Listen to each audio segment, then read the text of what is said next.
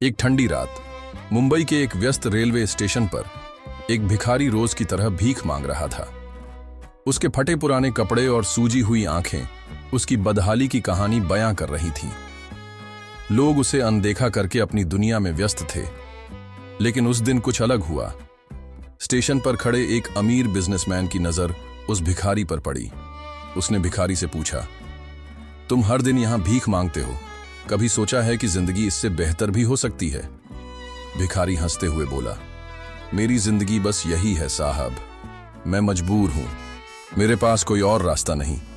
Businessman ने उसकी आंखों में देखा और एक कागज दिया जिस पर लिखा था, सोच बदलो, जिंदगी खुद बदल जाएगी। भिखारी ने वह कागज बार बार पढ़ा और सोचा, क्या सच में मैं अपनी जिंदगी बदल सकता हूं? उसने तय किया कि आज से वह भीख नहीं मांगेगा। उसने स्टेशन पर छोटे छोटे काम करने शुरू कर दिए। किसी का बैग उठाने में मदद करने लगा, स्टेशन की सफाई करने लगा। धीरे धीरे लोग उसे पैसे देने लगे, लेकिन अब वह इसे भीख नहीं बल्कि मेहनत की कमाई मानता था। कुछ महीनों बाद एक छोटे से चाय के स्टॉल पर उसने काम करना शुरू किया। अपनी ईमानदारी और मेहनत से उसने खुद का एक छोटा सा चाय का ठेला खोल लिया। अब वही लोग जो उसे भिखारी समझते थे उसकी चाय पीने आते थे। कई साल बाद वही बिजनेसमैन स्टेशन पर आया और उस चाय के ठेले को देखकर चौंक गया।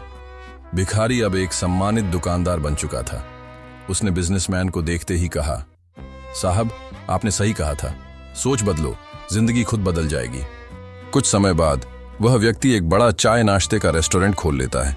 वहां गरीब और जरूरतमंद लोगों को मुफ्त में काम सिखाया जाता है ताकि वे आत्मनिर्भर बन सकें। दृश्य, कुछ युवा लड़के लड़कियां जो पहले बेरोजगार थे अब उसकी दुकान पर काम कर रहे हैं। एक दीवार पर लिखा है, सोच बदलो, जिंदगी खुद बदल जाएगी। बिजनेसमैन वहां आता है, उसे देखकर गर्व महसूस करता है। बिजनेसमैन, तुम सिर्फ अपनी जिंदगी नहीं, औरों की जिंदगी भी बदल रहे हो। अब तुम सिर्फ एक दुकानदार नहीं बल्कि एक प्रेरणा बन चुके हो। पूर्व भिखारी गर्व से, साहब, जब मैं भिखारी था तब भीख मांगना मेरी मजबूरी थी, लेकिन अब किसी की मदद करना मेरा जुनून है। बिजनेसमैन ठेले के पास जाता है, चाय का कप उठाता है और भिखारी अब दुकानदार की तरफ मुस्कुराकर देखता है। बिजनेसमैन, तो बताओ यह चमत्कार कैसे हुआ? पूर्व भिखारी अब दुकानदार मुस्कुराते हुए, साहब, चमत्कार नहीं, मेहनत का कमाल है। आपने एक कागज देकर मेरी जिंदगी बदल दी। फ्लैशबैक दिखाया जाता है कैसे उसने स्टेशन पर छोटे छोटे काम किए, फिर चाय के ठेले तक का सफर तय किया।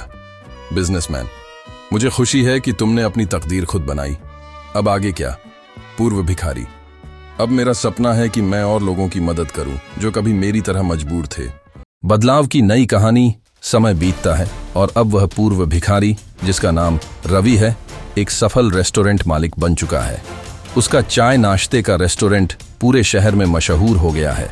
वहां सिर्फ स्वादिष्ट चाय नहीं मिलती बल्कि जरूरतमंदों को रोजगार और आत्मनिर्भर बनने की प्रेरणा भी मिलती है।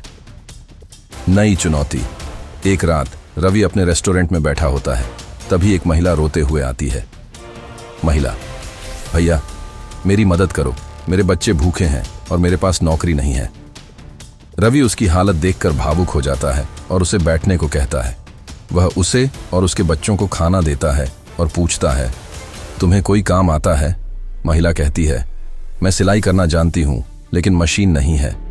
रवि मुस्कुराता है और कहता है, तुम कल से यहीं आओ, मैं तुम्हें एक सिलाई मशीन दिलवाऊंगा।